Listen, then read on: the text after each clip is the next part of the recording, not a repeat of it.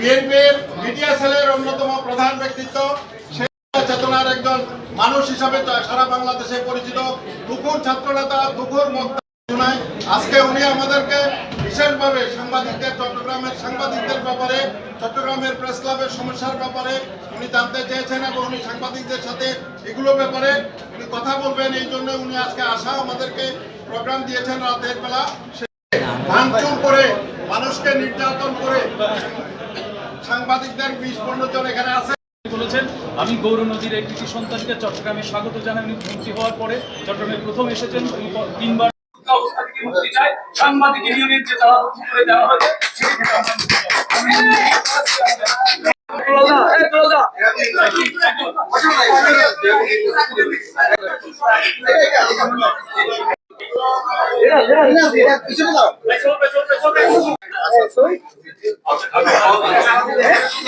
আপনাদের কথা বলার জন্য আগ্রহ প্রকাশ করেছেন এবং বাংলাদেশ সরকারের মন্ত্রী হিসাবে আমার দায়িত্ব আপনাদের সকলের কথা, সেই সমস্যা সমাধান করার জন্য আপনাদের একটা গণতান্ত্রিক বিধিবিধান আছে।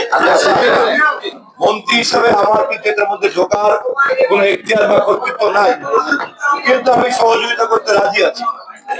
আমি প্রেস ক্লাব একটা ক্লাব এবং ক্লাব পরিচালনার একটা নিয়ম আছে।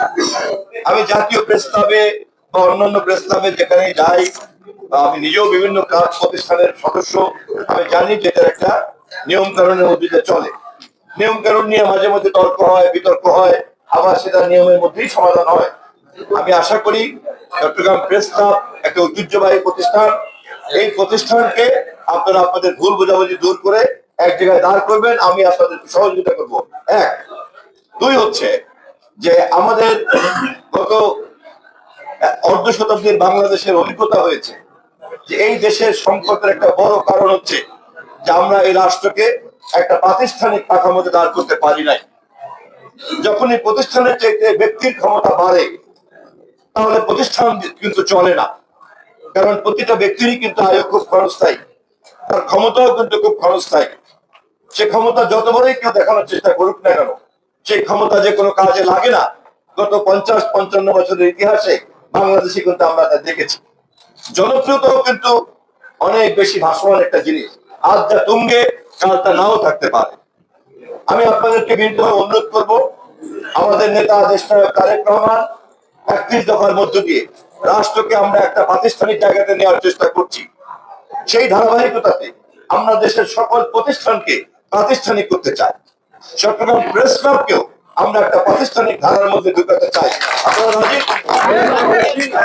এই কাজে যে ব্যত্যয়গুলি ঘটেছে, আমরা সেই ব্যত্যয়গুলিকে আপনারা চিহ্নিত করবেন, আমরা সহযোগিতা করব।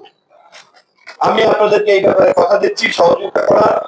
আর সাংবাদিকতার পেশায় আপনারা আছেন, এটা সত্য। আবার নানান জনের নানা চিন্তা, সেটাও সত্য।